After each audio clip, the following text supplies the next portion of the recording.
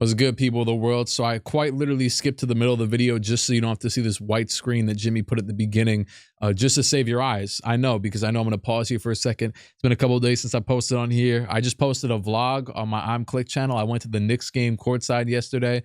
I dapped up Luka Doncic, and you know what I'm saying, he posted me on his Instagram, whether intentionally, unintentionally, I'm in the picture.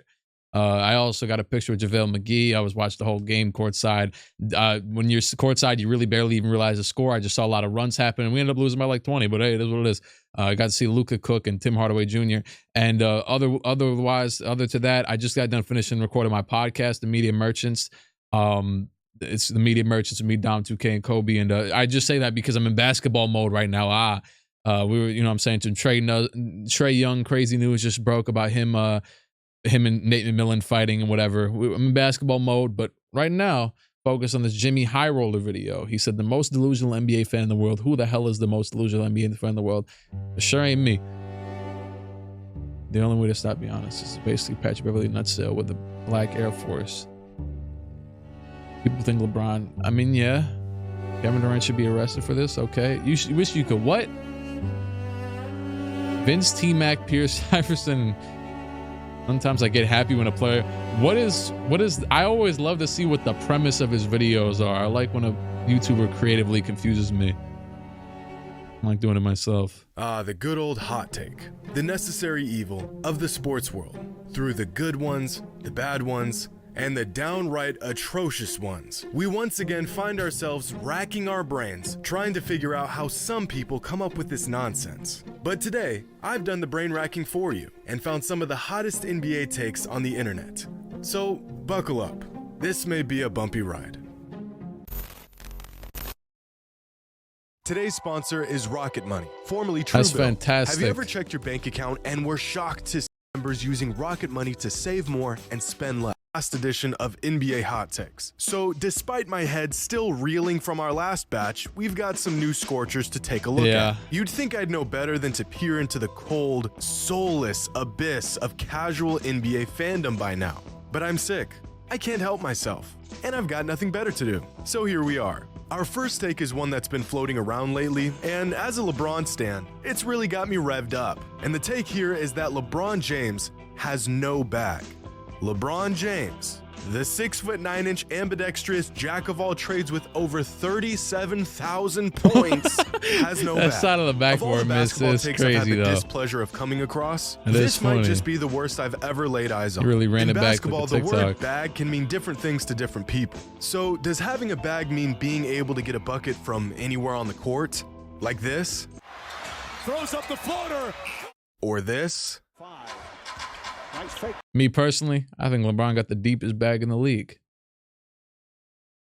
You could. This is the thing, right? When we're talking bag, right? You got to have a certain combination to where it's convincing enough for me to say bag. You know what I'm saying? And obviously, bag is also a thing that I think bag is a very important thing in basketball because it determines if you know what I'm saying, you're consistent and your bag is deep. That means that I'm probably going to trust you the most when it comes down to the big moments. Or, you know, obviously consistency trumps everything. You go to the same shot every single time. I feel like Kawhi Leonard may be a more simplistic player than a lot of guys when just going to certain shots.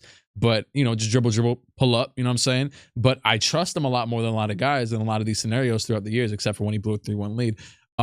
You know, I just do. But, you know what I'm saying? So consistency trumps everything. But when it comes to, obviously, you know what I'm saying, like a player, a big man with a more minimal bag, maybe a little more clunky, a little more confused out there when playing, tougher to get off a pass because you're just a little bit slower or whatever. I don't getting double teamed easier. You get what I'm saying. Then you get the benefit of a point guard and dribbling more and being able to break down a defender at all times, spacing the floor. Whereas a big man, it's easier to double team them. That it's like, all right, you're not gonna be able to. You know what I'm saying? They got to get up the shot quicker, all that type of, all that jazz. And you got to have strength or either elusivity to break off of that, or passing ability, which is basically, I just mentioned, passing ability, Jokic, elusivity, kind of like Embiid, like let's say, turn around, quick little fade over a double team, whatever, you know what I'm saying, that type of thing. Even KD does the same thing as a pretty tall guy himself. And then what's it called? And then a Giannis strength. You know what I'm saying? Obviously Embiid fits in that too, but I'm just specifically talking. Those last two could fit into the, you know what I'm saying? Jokic specifically, his passing ability is gonna, I think that kind of goes into the formality of a bag as much, you know what I'm saying? A bag is passing as well. But, and that's why obviously LeBron, I would say, still does have a bag. I don't care if he can't. I feel like he does everything though. Like I know it might not be as pretty as Kyrie do, and then like a layup that he somehow throws off the shot clock and then it goes in. It's like I love it. I love Kyrie. Probably has the most enthusing highlight reel of all time. But you know what I'm saying? At the end of the day, if you get me a bucket and it looks pretty cool and you did some moves to get open for the bucket, then that's a bag to me, and it's consistent and it's not. You know what I'm saying? Like it's got to be consistent though, because if it's not consistent, that's what we call a six man. By James. Oh, he stops. Or this. And Trent. LeBron, a crossover dribble. Or maybe having a bag means having the skills to break down a defender at any moment. Like this. LeBron leading his way. I think LeBron is the same bag as those two he just showed. LeBron using that left hand off the pretty similar. No, wait. I've got it. Maybe having a bag means a player can piece together moves and put together a combo that can get him a bucket at will. Like this right here. Look, trying to defend LeBron. Or even this. Hey. I feel crazy for even needing to say this, but LeBron James has a bag. I think the problem here is that for some people, having a bag isn't about how many things you're capable of doing on the court, but rather how you look when you do it. It's a beautiful For lefty example, leg. take a player like Jordan Poole or Jordan Clarkson or Damian Lillard. These are all players who everyone will agree have deep bags. But aside from a flashy handle and how they choose to get to their spots, there's not one thing these players can do that LeBron can't. Now sure, LeBron can't put together a combo like this, but getting into your bag can also look like this. I get it. LeBron has always relied heavily on his strength and athleticism. He plays stiff and robotic. It doesn't look pretty most of the time. Instead of shaking his defender and using pure skill to get a bucket, he'd rather put his head down and go through a defender, or just look down at the ball before hitting the grossest 30-footer you've ever seen in your life. But LeBron does, in fact, have a bag. You don't just stumble upon 37,000 points. I think bag kind of coincides with coordination. What I mean by that is like the way that I would consider Jokic's ability to both score, hit like these weird looking layups around the rim and fadeaways off the wrong leg. I would consider that type of stuff a bag because, and of course passing is obviously the cherry on top, because I would say that of course he has a bag in general. Like I would say Hakeem Olajuwon has a bag any day of the week. He give you that little low cross dribble, kind of like how Giannis does. I would say he has a bag. I would say Giannis is pretty close up there as well, because I think that Jokic is a bit obviously better of an of passing. Obviously, of course, he's better than passing probably at most people, almost everybody in the league. I think recently they were getting a Tyrese Halliburton argument, which is pretty cool. Shout out to my dog. But what's it called?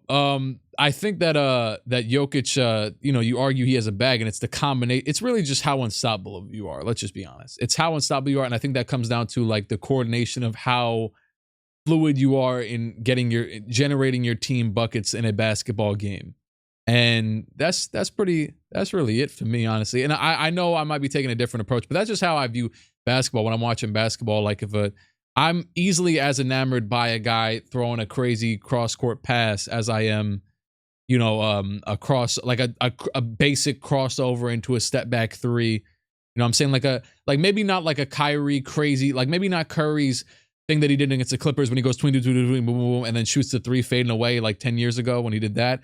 Maybe not that. That's a different level. But I'm saying like Harden doing like the Wesley Johnson step back where Wesley just straight up falls and Harden does a basic step back. Like I'm not saying like it's not easy, but it just looks basic, and then Wesley falls, whatever, is similar to me as Jokic making a crazy cross court pass to like he's not looking, his eyes are closed, and you know what I'm saying. So that's how I would say bag is Fine. I know we're only on the first portion of this video. As a perimeter player without having a full arsenal of moves to deploy. He's got a post game. He's got his patented turnaround baseline jumper. He can take you off the dribble and finish That's the with big thing either with LeBron hand. to me He can too. dribble straight into a Develop pull-up. that. He can manipulate the pick and roll. He's got a filthy Even his layup three. package. He can shred a double team. And considering he's That's a freight train of a human the most being, insane he's play got a I've ever seen, relatively tight maybe. handle. And why am I even saying this? He's one of the greatest players of all time. Have we lost our minds? Of all the things a player can do on the court, LeBron can do all of them besides having the ball on a string while putting on a dribbling clinic. But if that's how you define having a bag,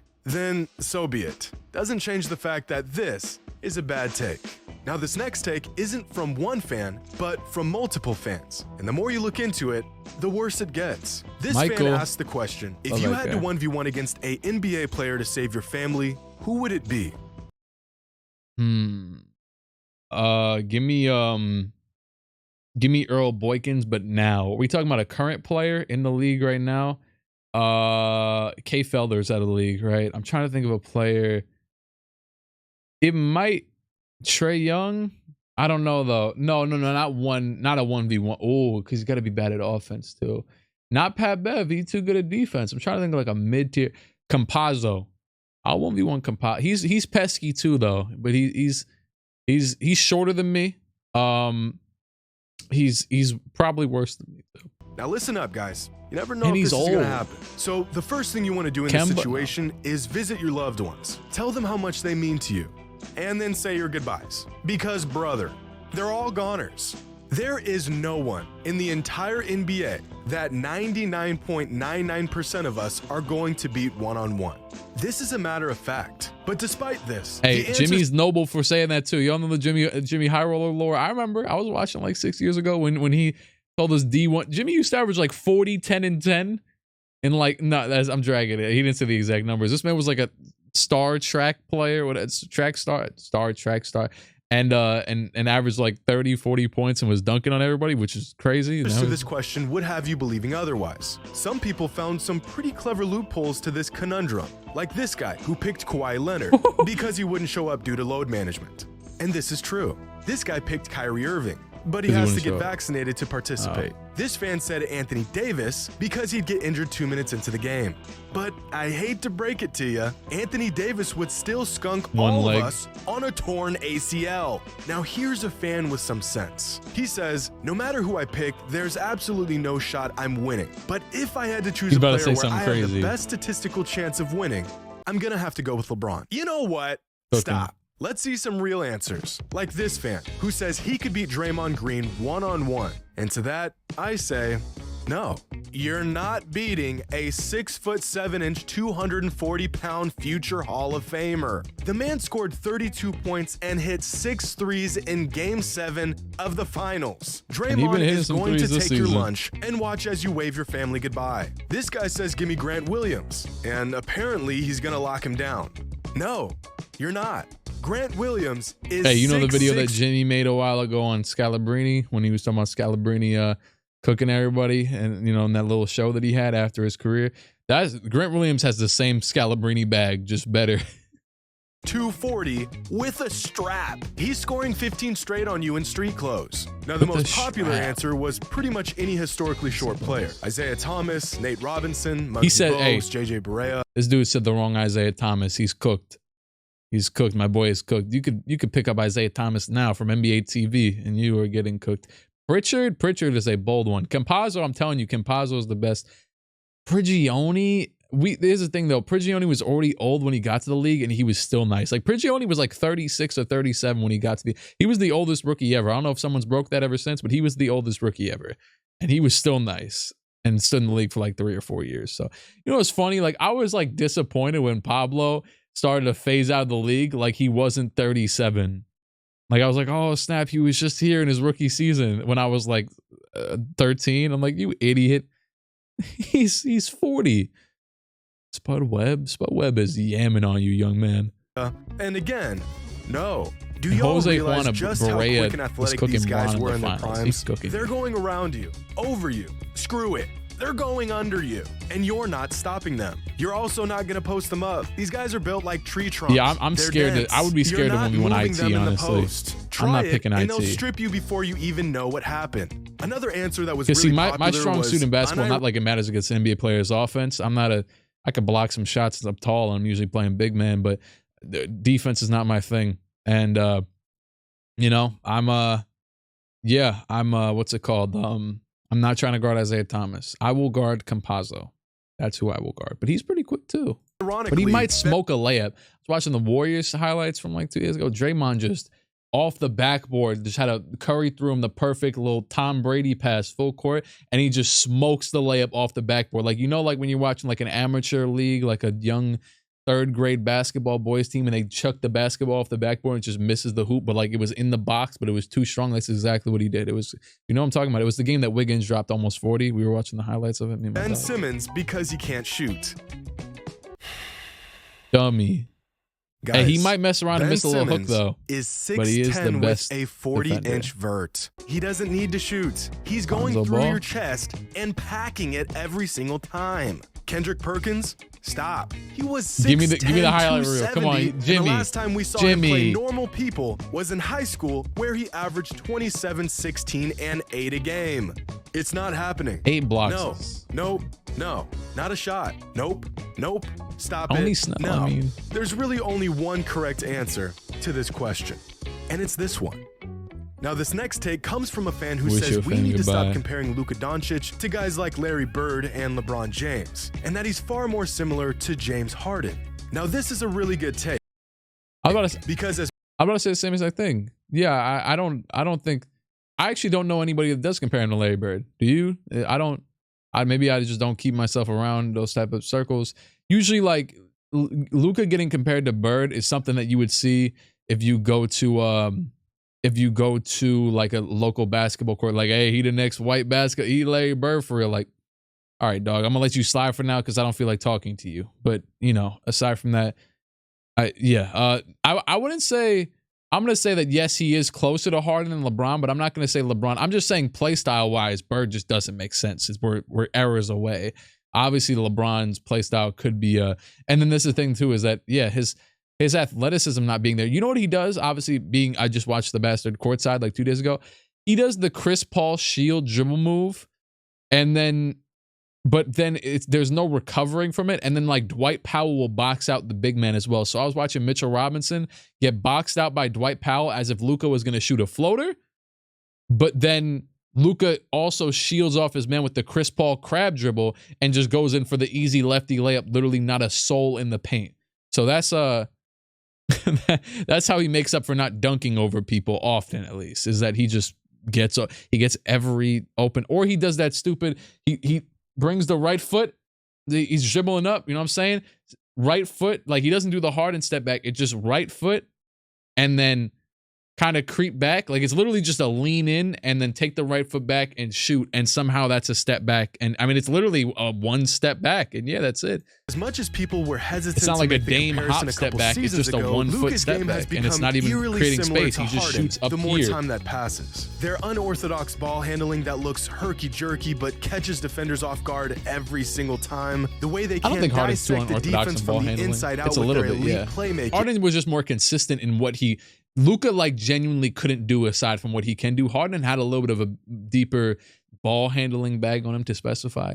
But he just went to the same thing every time because it worked. You could pick and roll, boom, boom, boom, boom, boom, either shoot the shot or The way they use their larger frames to pin defenders. To be fair, Harden did do a very similar step back. Opportunities. The way they lull the defense to sleep with 102 dribbles before initiating just doesn't the do offense, the behind but the back. Have mastered when to attack and when to set up for teammates. Their change of speed and direction when they're getting to their spots makes them impossible to guard, since you literally have no idea what they're going to do next. And of course, the completely unguardable step-back threes. Luka's game is strikingly similar to peak James Harden's. In fact, if we take a look at Luka's numbers, play style, and effectiveness over the last 4 seasons, and I think this is more of a what's it called, like a cherry on top to Harden's legacy than it is to Luka's critique. I know that Harden never won anything leading the team in the playoffs, whatever, but I still think he is severely consistently. I know he had a ton of opportunities to make it, whatever. He just, I'm not saying that he was in favor to win a lot of them, but he was there, you know what I'm saying? But yeah. So I will say that, but he was cooking. He was cooking. He's better than he is.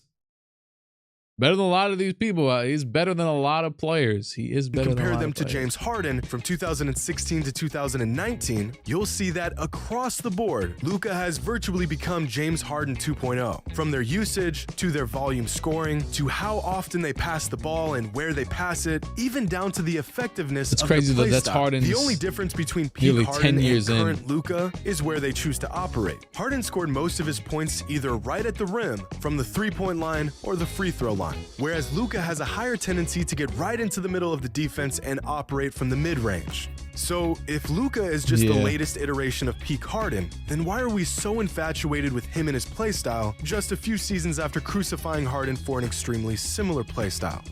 Well, because of this.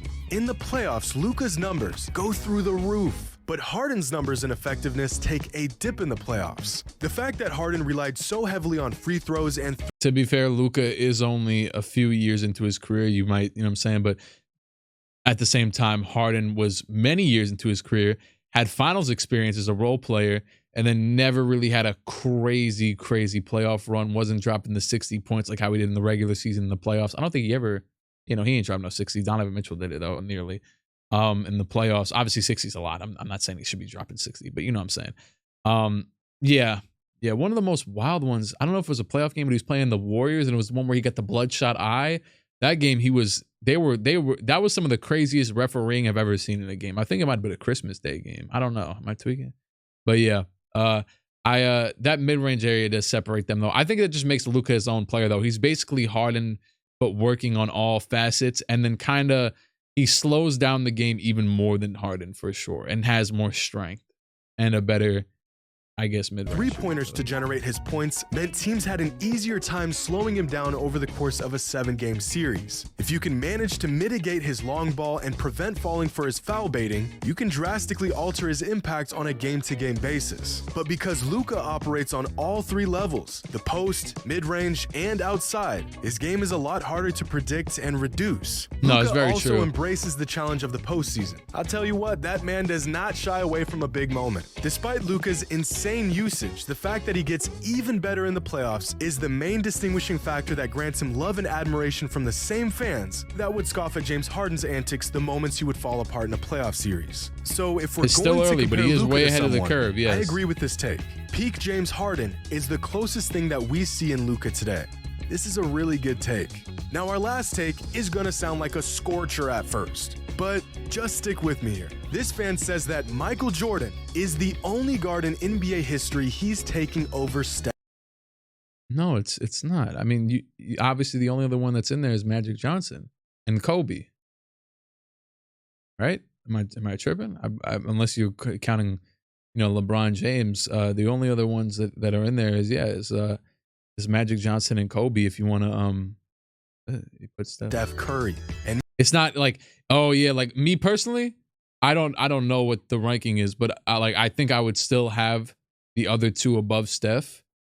But either way, there's a very solid, because I'm actually recently, like past couple months, whatever, I've been getting more into the idea of, maybe I should just value things more off of, because like I've been seeing like former players talk about it. I know they're not always the smartest, but I've seen like a good take about situational, like, valuing resumes a little bit too much. It's like, all right, a player goes over and over again to the finals over and over and over and over. It's like, all right, you're crazy. You're crazy. You know what I'm saying? Especially like LeBron, for example, you're leaving teams, your players injured, all this type of stuff. You're still making it over and over again. Players requesting trades. You're just carrying bums. You're crazy. But if it's a player like, all right, this guy had a ring and this guy didn't, but this guy, I'm saying, there's similar, like, it's like, all right. But I think there is some tough ones, like T-Mac not making it out of the first round, but seeming like the most talented offensive players of all time. I'd like to do a deeper look into that. Honestly, I think I just saw a video recommended to me recently about that. Maybe I gotta watch that. But yeah, always send me any videos over like Twitter or YouTube comments if you want to see me react to them. But yeah, That is an interesting take though, because I do think talent wise and impact wise, you could probably argue this. That's what basically I'm getting at, is that maybe valuing less legacy and, you know, accolade-ish stuff and more impact. You could definitely argue Steph over, just being honest, Kobe and Magic Johnson, because he's just that good. I'm not saying he's as, yeah, it's just, Me personally, I don't think I would take him. I agree. The only guard, both point guards and shooting guards, that I would take over Stephen Curry in some all-time draft would be Michael Jordan. Because really, there's only a few options that are even worth considering here. So let's take a look at who those options are. Amongst the greatest guards in NBA history, you've got Michael Jordan, Kobe Bryant, Magic Johnson, Oscar Robertson, Dwayne Wade, Isaiah Thomas, John Stockton, Allen Iverson, Chris we know Paul, you can Steve end it at Nash, 3. Jerry West, James Harden, and of course, Steph Curry. I think most fans would consider these players the greatest guards of all time. But as incredible as all these players are, it's pretty clear that there's 2 distinct tiers of players here.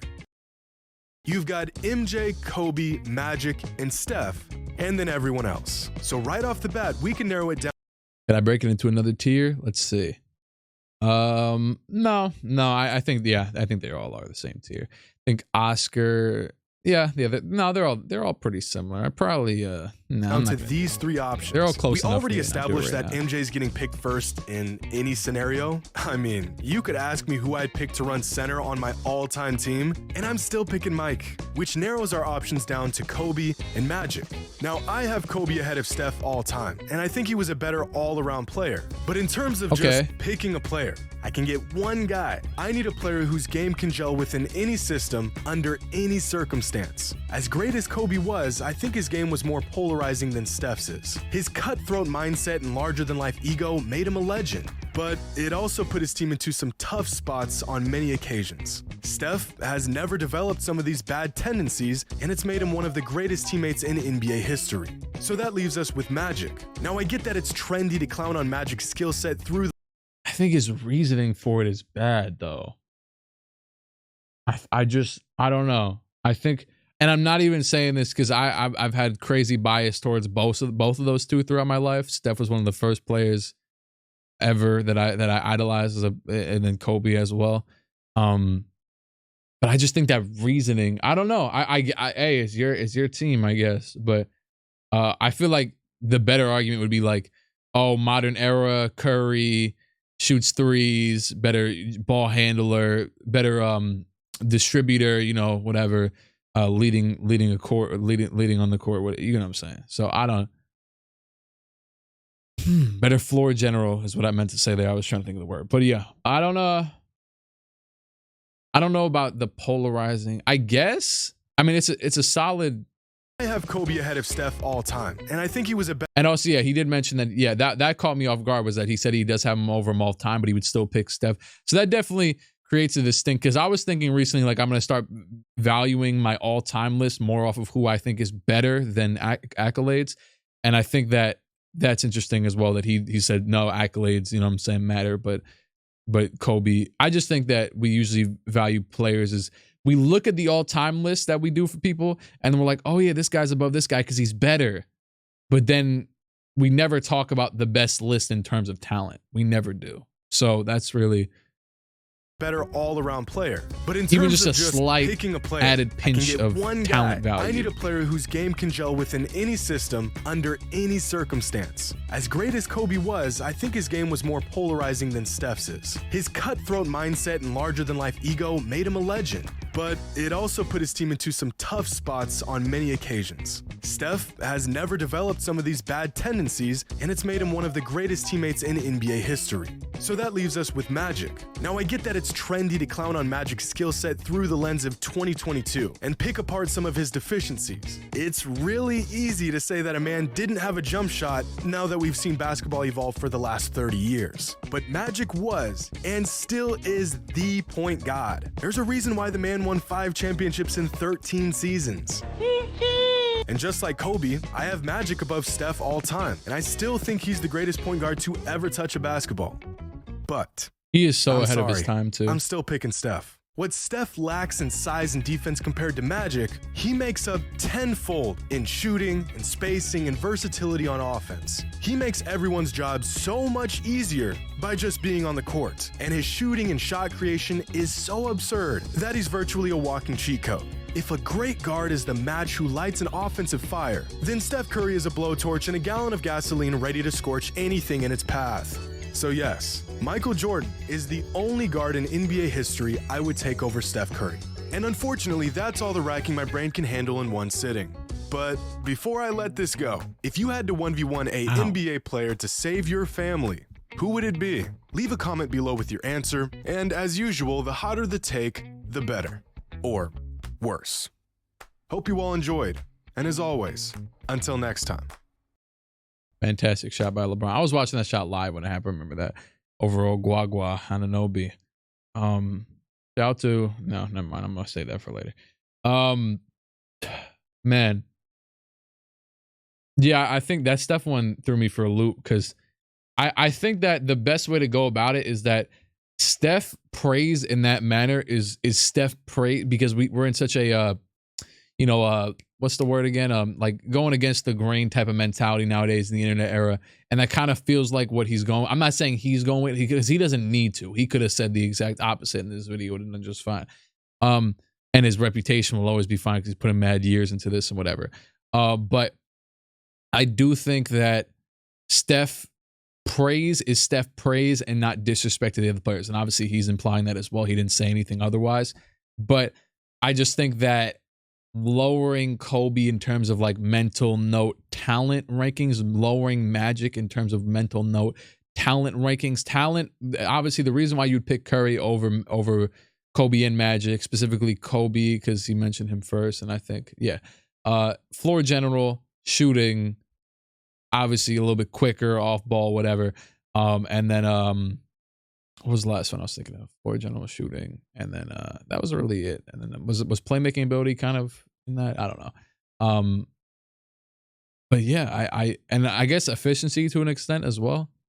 Over both of them, if I'm not mistaken. Yeah, both of them. So I guess you could say that as well. But yeah, I do think that's an interesting topic. There's no like right or wrong answer, I guess. Honestly, with all three, I think I'm not gonna play stupid. I would pick Kobe and Curry over Magic. I'll be honest. I think that Magic just lacks a little bit too much in scoring for me to pick him as the leader of my franchise. I don't know if his scoring would be up nowadays. Honestly, 20 points per game, whatever it was, he had 19 points for a career in the 80s isn't that bad, and it isn't bad at all. You can clearly see in the clips he's got a bag, and Kobe, and then he's also got the most elite playmaking. He's also pretty elusive as a player, you know what I'm saying? And the fast break scenarios, all of the above, whatever. And yeah, there's no wrong answer necessarily, but that was interesting though.